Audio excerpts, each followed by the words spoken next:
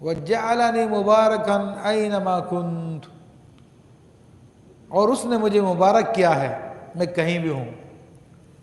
یہ بھی بتا دی اپنی شان خود ان کی زبان سے کہلوائی جا رہی ہے کہ اللہ نے مجھے برکت والا کیا ہے، میں جہاں پر بھی، یعنی میں جب رب کے پاس تھا تب بھی برکت والا تھا، جب اپنی ماں کے پیٹ میں تھا تب بھی برکت والا تھا، اب ماں کی گود میں ہوں تب بھی برکت والا ہوں، ماں کی گود سے اتروں تب بھی برکت والا ہوں۔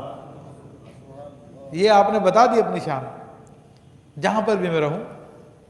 وَأَوْصَانِي بِالصَّلَاةِ وَالزَّكَاةِ، اور مجھے اس نے نماز اور زکوٰۃ کی تاکید فرمائی ہے۔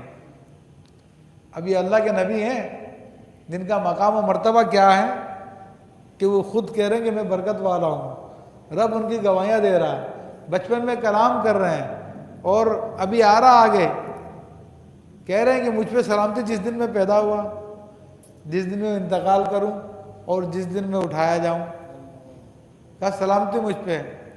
لیکن آج کل کے جعلی صوفیوں کی طرح نہیں کہا کہ ہم تو پہنچ گئے ہیں، ہمیں نماز روزے کی ضرورت ہی نہیں ہے۔ جو جھوٹے صوفی بنے ہوئے آج کل، جو نمازیں نہیں پڑھتے ہیں، نہ اپنے مریدین کو طاقت کرتے، منع کرتے ہیں کہ ضرورت نہیں ہے، تم بخشے بخشائے ہو، او شیطان کے ایجنٹ ہو، تم اللہ کے نبی کو دیکھو کہ جو بخشے بخشائے ہیں، وہ کہہ رہے ہیں کہ میرے رب نے تو مجھے نماز کا حکم دیا ہے، مجھے تو زکوٰۃ کا حکم دیا ہے۔ بعض جاہل کہتے ہیں کہ نماز تو ذریعہ ہے، ہم تو پہنچ گئے ہیں، ہمیں ذریعے کی ضرورت نہیں ہے، وہ شیطان کے ایجنٹ ہے۔ دیکھو اللہ کے نبی کیا کہہ رہے ہیں۔ بعض کہتے ہیں تاڑی 5 ویلے ساڑی ہر ویلے، تم صرف دن میں 5 دفعہ پڑھتے ہو، ہم تو ہر وقت ہی نماز میں۔ لا حول ولا قوت الا باللہ العلی العظیم۔ ہماری بھولی عوام کو یہ باتیں بتانی چاہیے۔ ان 2 نمبر جعلی پیروں سے جو شریعت کے خلاف ہیں، شریعت کی خلاف ورزی کرتے ہیں، ان سے قوم کو بچانا چاہیے، ان کو بتانا چاہیے کہ شیطان کے ایجنٹ ہے۔ جب اللہ کے نبیوں کو اس حکم دیا جا رہا ہے کہ نماز کو لازم رکھو اور زکوٰۃ بھی عطا کرو اپنے مال کی، تو ماں شما کی شمار میں ہے۔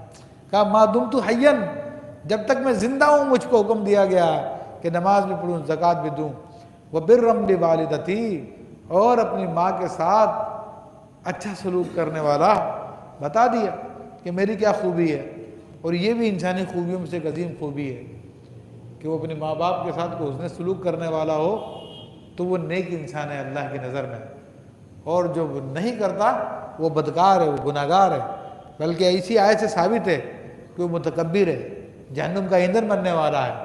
فرمایا کہ میں اپنی ماں سے نیک سلوک کرنے والا ہوں، وَلَمْ يَجْعَلْنِي جَبَّارًا شَقِيًّا، اور مجھے کوئی تیز مزاج اور بدبخت نہیں بنایا گیا۔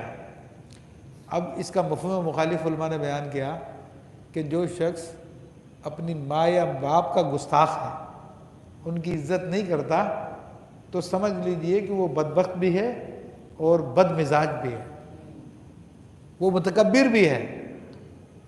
یہ قرآن کی آیت بتا رہی ہے، اس کا مفہوم مخالف سے وہ سمجھ لے جو ماں باپ کا احترام نہیں کر سکتا وہ سمجھ لے کہ وہ متکبر ہے، اور جو متکبر ہے حدیث شریف میں ہے کہ جس کے دل میں رائے برابر تکبر ہوگا تو جنت کی خوشبو بھی نہیں سونگھ سکے گا، حالانکہ جنت کی خوشبو 500 سال کی مسافت سے آتی ہے۔ تو اب کیا نتیجہ نکلا؟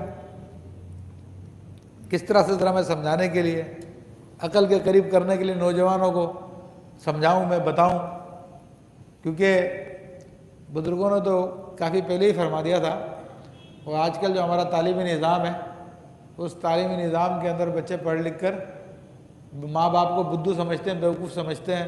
ارے پرانی باتیں کرتے ہو، تمہیں کیا پتہ؟